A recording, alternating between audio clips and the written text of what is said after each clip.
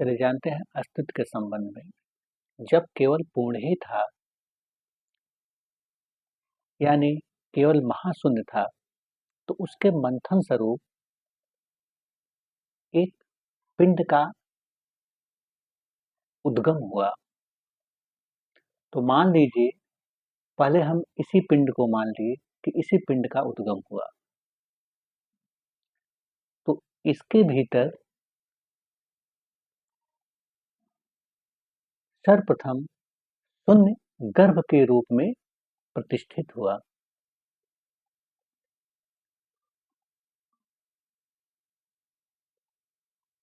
जब शून्य प्रतिष्ठित हुआ, तब धीरे धीरे शून्य ने अपना फैलाव किया।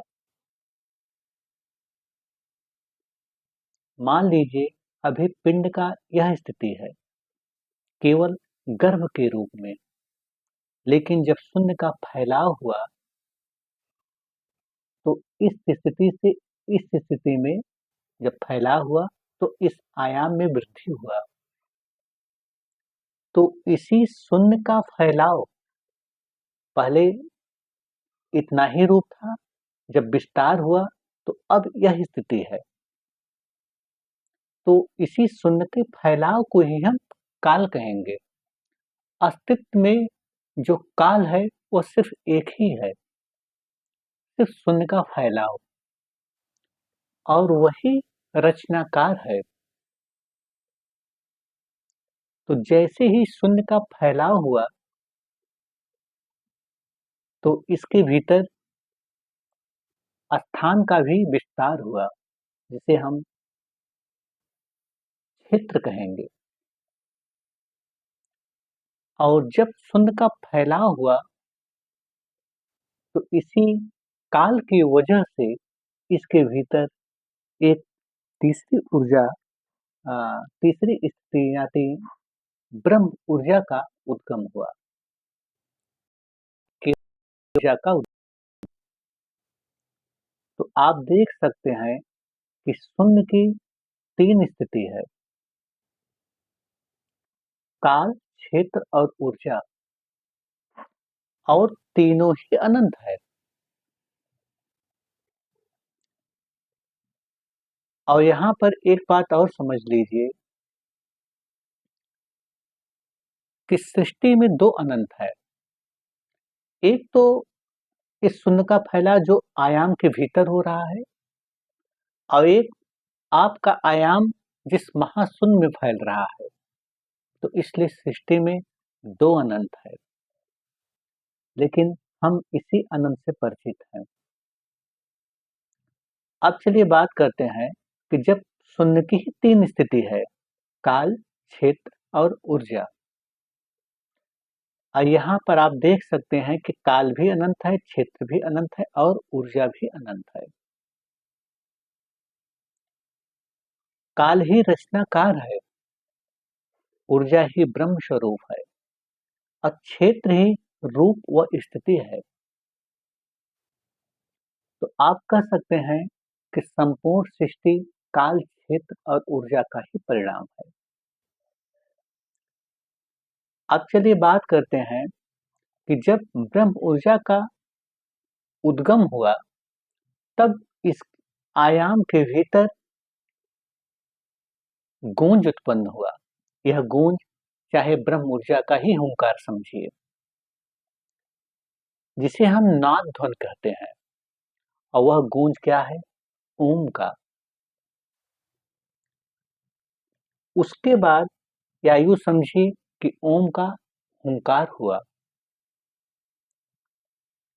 जब गुंजन हुआ या हुंकार हुआ, तो उसके बाद इस आयाम में थिरकन हुआ।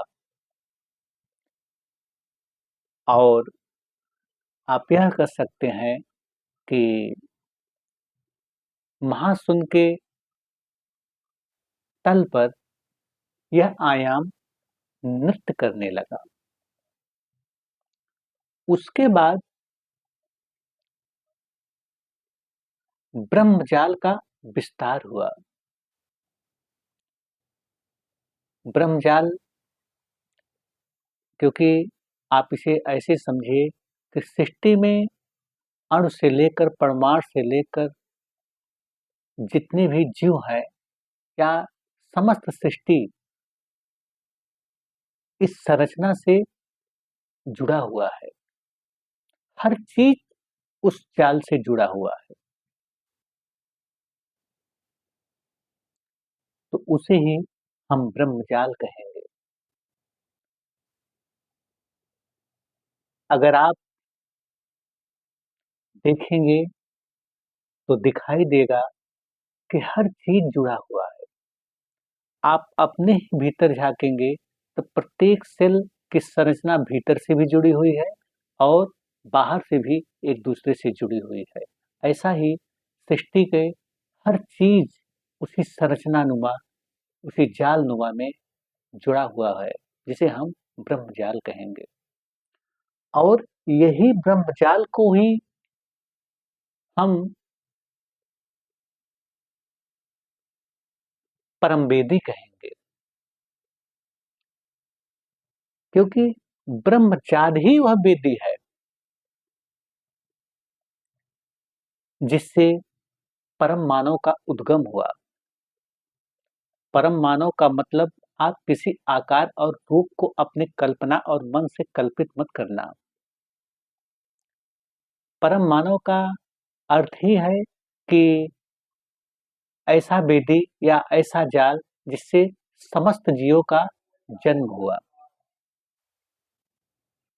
क्योंकि यही ब्रह्मजाल है जिससे नाना प्रकार से अन्न से लेकर जीव तक का अलग अलग स्थितियों और रूप के हिसाब से उसका उद्गम हुआ। तो इसे ही हम परमवेदी कहेंगे, या इसे और भीतर से समझिए तो इसे ही हम अर्धनारीश्वर कहेंगे। और अर्धनारीश्वर का मतलब यह न मत समझ लेना कि स्त्री पुरुष का आधा आधा रूप। अर्धनारीश्वर का मतलब केवल इतना ही समझिए कि अ, नर और मादा या समस्त जीव इस अर्धनारीश्वर यानी उस परम बेटी के गर्भ से रूप प्राप्त करके समस्त जीवों का उद्गम हुआ या जन्म हुआ, और उसके बाद यह जीवन का विस्तार हुआ।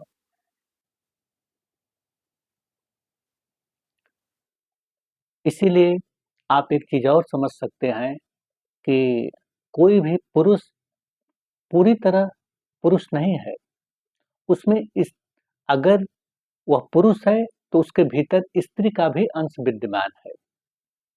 अगर कोई स्त्री है तो पूरी तरह से स्त्री नहीं है, उसके अंदर पुरुष का भी अंश व्याप्त है। तो आप कह सकते हैं कि समस्त नर और मादा अर्धनारीश्वर का ही रूप है।